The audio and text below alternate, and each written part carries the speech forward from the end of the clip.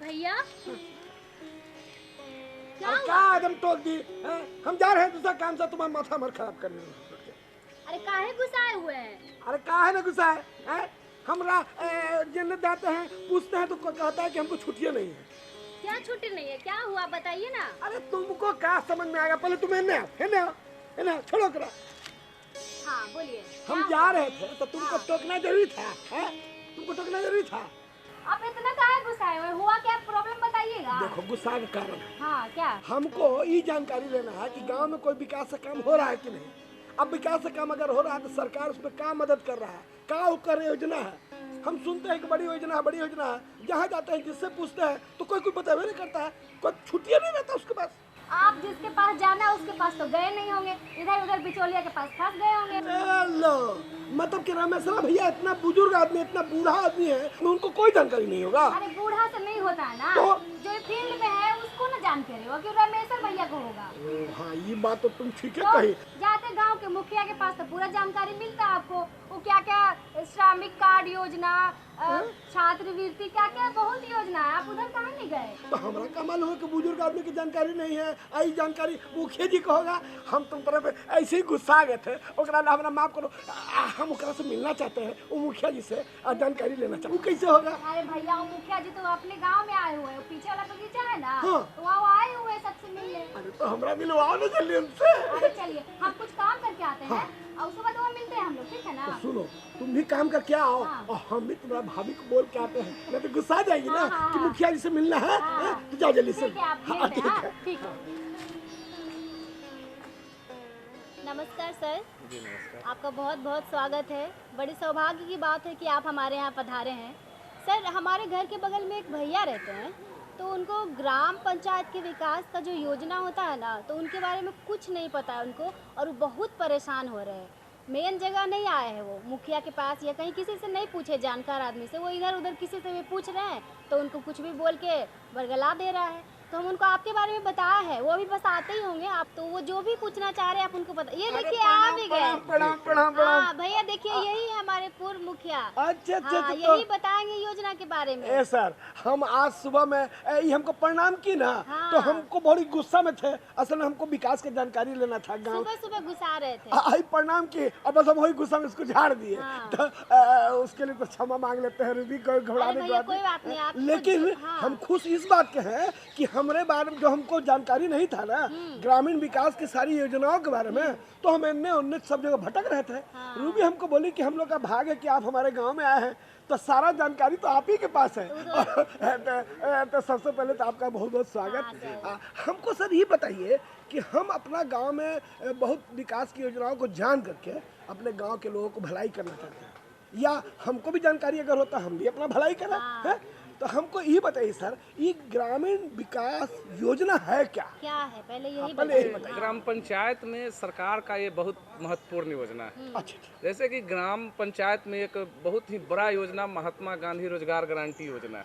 महात्मा गांधी रोजगार योजना। जी, अच्छा, जिसको मनरेगा। जी जी, अच्छा, जिसको अच्छा, शॉर्ट में अच्छा, बोल अच्छा। जाता है। तो जैसे आप बेरोजगार घूम रहे हैं, कहीं काम नहीं मिल रहा है, इधर उधर भटक रहे हैं रोजगार के चक्कर में, तो ग्राम पंचायत इसके लिए सरकार व्यवस्था की है ग्राम पंचायत में कि 100 दिन का गारंटी देंगे काम। जो लोग वयस्क हैं, अच्छा, जिसमें महिला हो, पुरुष हो, लड़कियां हो, कोई भी हो, उसमें ग्राम पंचायत के कार्यालय में आते हैं और उसके लिए जो रोजगार सेवक मुखिया जी के साथ जो रहते हैं, हम लोग के साथ जो मिलके काम करते हैं, तो रोजगार सेवक के यहाँ वो काम का डिमांड करते हैं कि हमको काम चाहिए, और वह रोजगार सेवक आपको काम उपलब्ध कराते हैं। जैसे आप खेत खलिहान में अलंग पर जैसे मिट्टी भरने का काम, अच्छा, हाँ, हाँ। तो आप वहाँ जाइए और वहाँ सारे व्यवस्था है। जैसे अब मान लिया हमारे गांव ग्रामीण महिलाएं के पास छोटे बच्चे हैं, उसको लेके जाना है तो उसके लिए भी व्यवस्था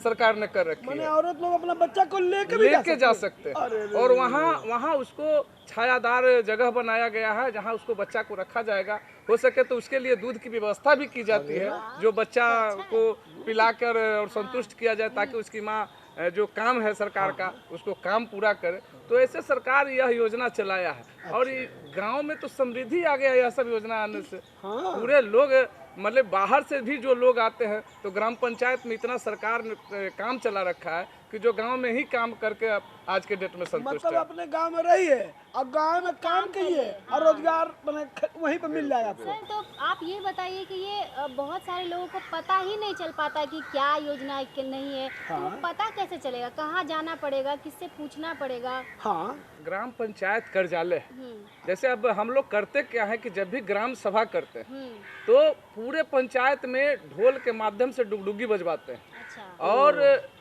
जहाँ ग्राम सभा का स्थल है, सामूहिक स्थल है, तो वहाँ पर लोग इकट्ठा होते हैं। वहाँ पर पंचायत में जितनी सरकार की योजना है सारी योजनाओं के विषय में विस्तृत से लोगों को जानकारी दी जाती है ताकि लोग को जो डिमांड है, जैसे कुछ लोगों का है कि अब शिक्षा में ही मान लीजिए कि किसी को बच्चा को पढ़ने के लिए भेजना है तो सरकार शिक्षा के लिए भी ऋण की उपलब्धता कराई है। मैट्रिक के बाद प्रोत्साहन राशि भी दे रहा है। अब तो ग्रेजुएशन के बाद बेटियों को 50,000 सरकार एक मुफ्त देने जा रही है।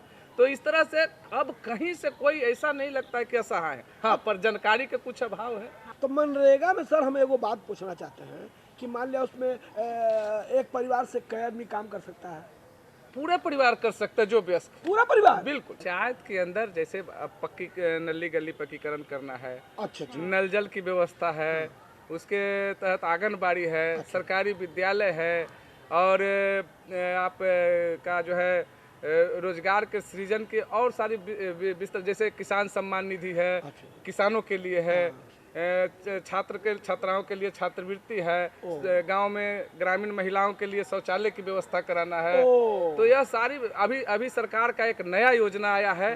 जैसे शहर में पहले जो है डस्टबिन और झाड़ू गलियों में लगा करता था, शहर में देखने को मिलता था, आज हमारे ग्राम पंचायत में भी साफ सफाई की व्यवस्था करने के लिए एक स्वच्छता कर्मी की बहाली की गई है, स्वच्छता पर्यवेक्षक की बहाली की गई है, जगह जगह पर डस्टबिन लगाया गया है। तो यह सारी व्यवस्था आज ग्राम पंचायत में सुदृढ़ ढंग से चल रहा है। तो पंचायत जो बापू का सपना था, बापू जो सपना देखे थे कि ग्राम पंचायत का विकास के बिना शहर का विकास नहीं हो सकेगा, तो वह सपना आज कहीं न कहीं साकार हुआ दिख रहा है। स्वच्छता पर विशेष ध्यान दिया जा रहा है गाँव में भी। अब सर वो कुछ किसान सम्मान बता रहे थे ना अभी, तो इसके बारे में थोड़ा बता दीजिए। एक भारत सरकार ने किसानों के लिए किसान सम्मान निधि की व्यवस्था किया है, जो प्रत्येक 3 महीना पर 2-2 हज़ार रुपया किसान को मिलता है। तो आज के डेट में किसान भी उत्सुक है कि भारत सरकार हमारे लिए किसान सम्मान निधि की, किसानों की सम्मान में निधि दिया जा रहा है। यानी सर साल में कितना, 6,000 रुपया? जी सर आप कुछ बता रहे थे छात्र के बारे में, कुछ योजना तो सर मैंने बताइए ना। ग्रामीण जो बच्चे हैं उसके शिक्षा के बारे में बता रहे थे सर, वही सर। वो हमको भी जरूरत पड़ जाएगा।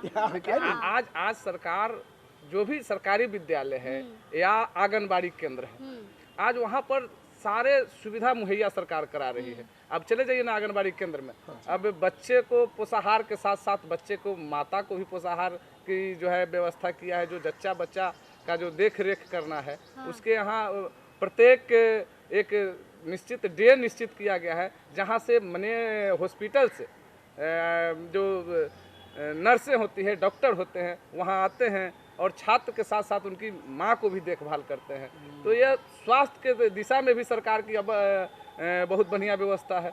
और छात्र छात्राएं की जहाँ तक बात कर रही थी, तो छात्र छात्राएं के आज जैसे ही मैट्रिक पास करती है छात्राएं, हमारी घर की गांव की बेटियां, तो उसको आगे की पढ़ाई करने के लिए प्रोत्साहित करने के लिए सरकार तुरंत 10,000 रुपया की व्यवस्था करा देता है।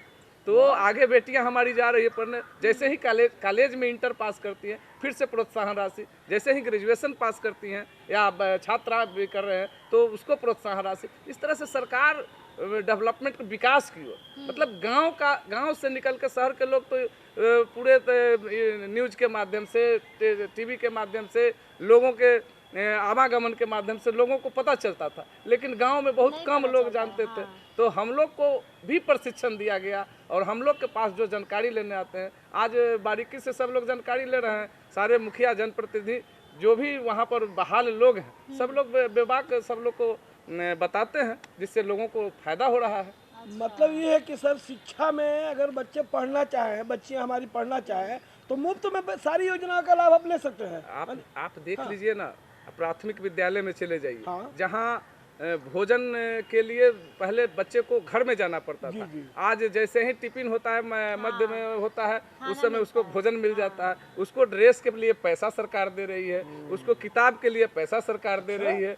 तो पूरी तरह से शिक्षा की भी गारंटी हो चुकी है। आप शिक्षा के क्षेत्र में जाइए, माँ बाप टेंशन फ्री है कि बच्चा दोपहर में हमारे घर पर नहीं आएगा, विद्यालय में ही उसको खाना मिलेगा, फिर खा के पढ़ना शुरू करेगा। अच्छा सर, एगो बात हमको बताइए कि हम तो जो खेती किसानी करे वाले आदमी हैं, थोड़ा बहुत खेत है तो करते हैं, तो क्या अब ये सरकार हम लोग को पशु अगर हम लोग माने कोई पशु का खरीद के और पशु माने का व्यवसाय करें, अच्छा, हाँ। कहने का मतलब उसको पाले पोसे, उसका दूध बेचें या बकरियां पालन कर लें, इस सब में सरकार क्या कर रही है? सरकार इसके लिए किसान को 50% मतलब 50% अनुदान पर अच्छा, 2 गाय के लिए लोन करती है, जिसमें 2 गाय। अच्छा, ठीक है। और जैसे जो छोटा किसान है 2 गाय, उससे बड़ा किसान है 4 गाय, उससे बृहद किसान है उसके लिए 10 गाय, और सब में 50% डिस्काउंट।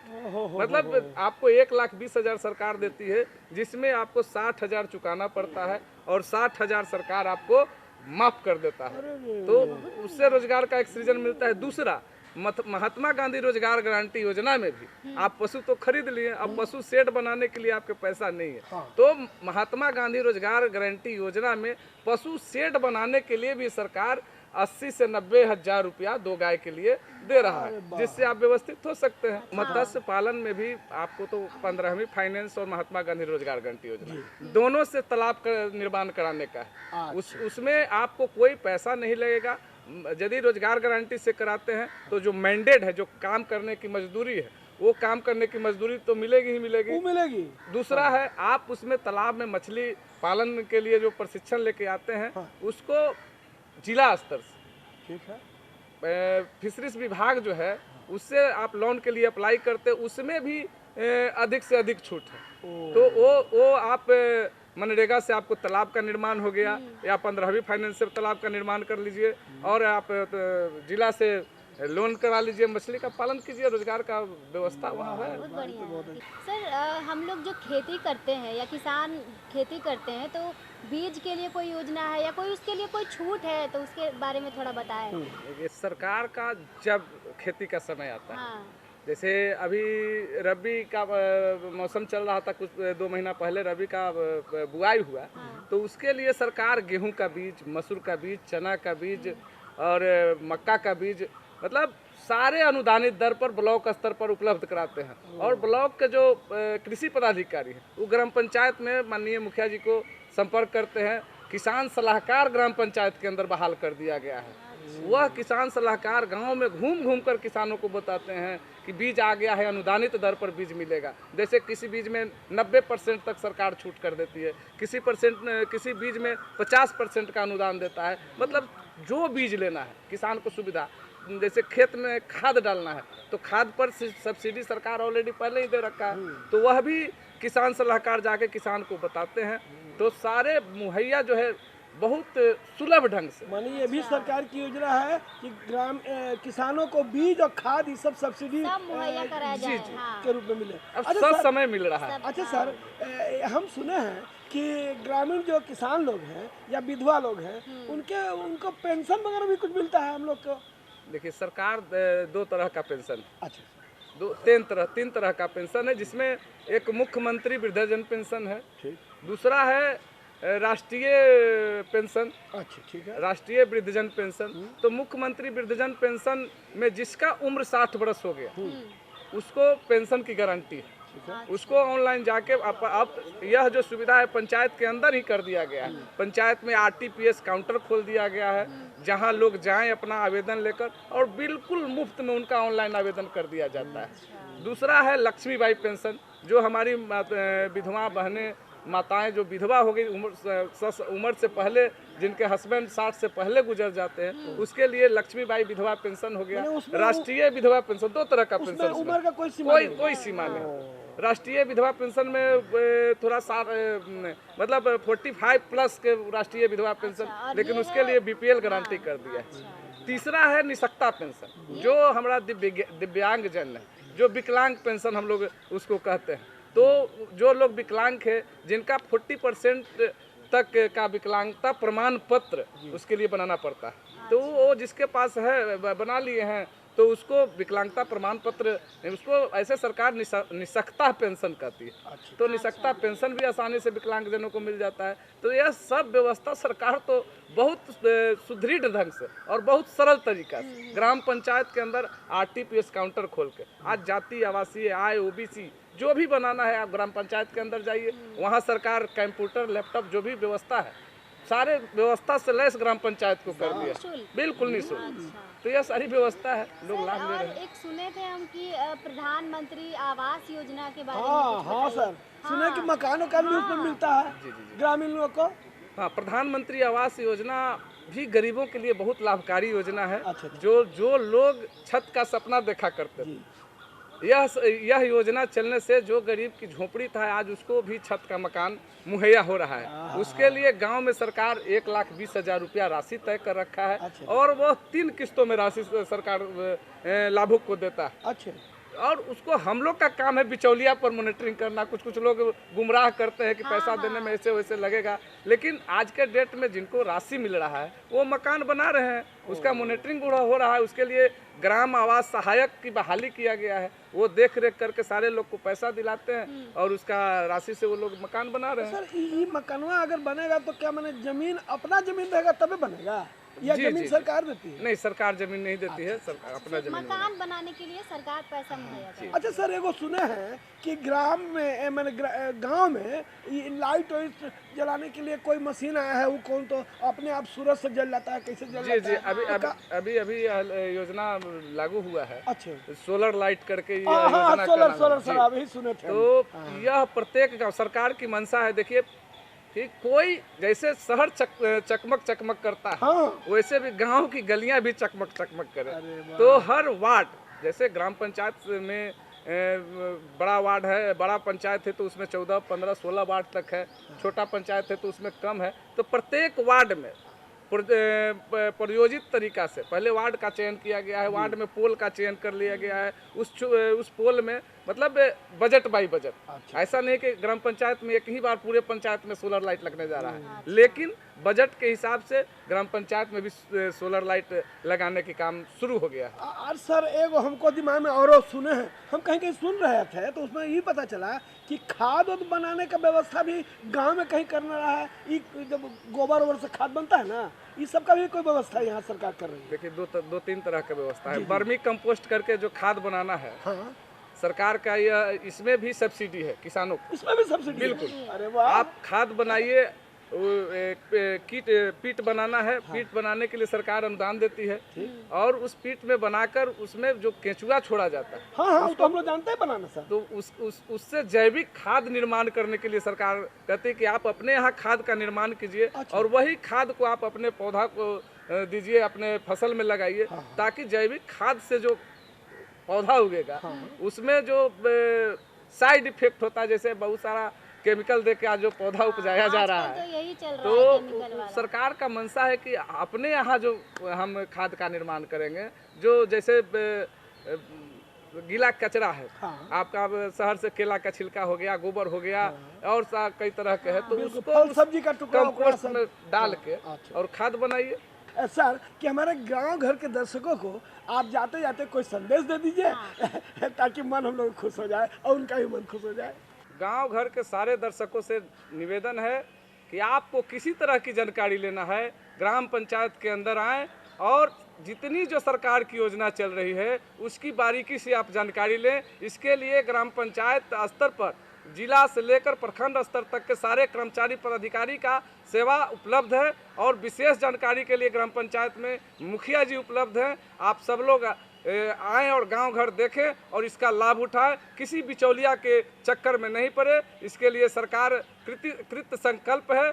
धन्यवाद सर, आप हमारे यहाँ आए और इतनी अच्छी जानकारी दिए। बहुत अच्छा हम लोगों को बहुत फायदा मिलेगा इससे। गांव घर के दर्शकों, अब आप तो सब जानकारी ले लिए, पता नोट करवा दो भाई जरा सा। अगर आपको कोई भी सुझाव भेजना हो तो हमारा पता नोट करें। कार्यक्रम गांव घर, निदेशक दूरदर्शन केंद्र, फ्रेजर रोड, पटना 8,01,000। हमारा ईमेल आईडी है directorddkpatna@gmail.com। और चूँकि गांव घर के दर्शकों इतनी अच्छी जानकारी आपको मिल ही चुकी है, हमको भी मिल गई है, तो मन मेरा बहुत ही खुश है। इस खुशी में आप इस लोकगीत का आनंद लीजिए और हम लोग को इजाज़त दीजिए। अगले कार्यक्रम में मिलते हैं, अगले किसी अंक में मिलते हैं। नमस्कार। नमस्कार। जी नमस्कार।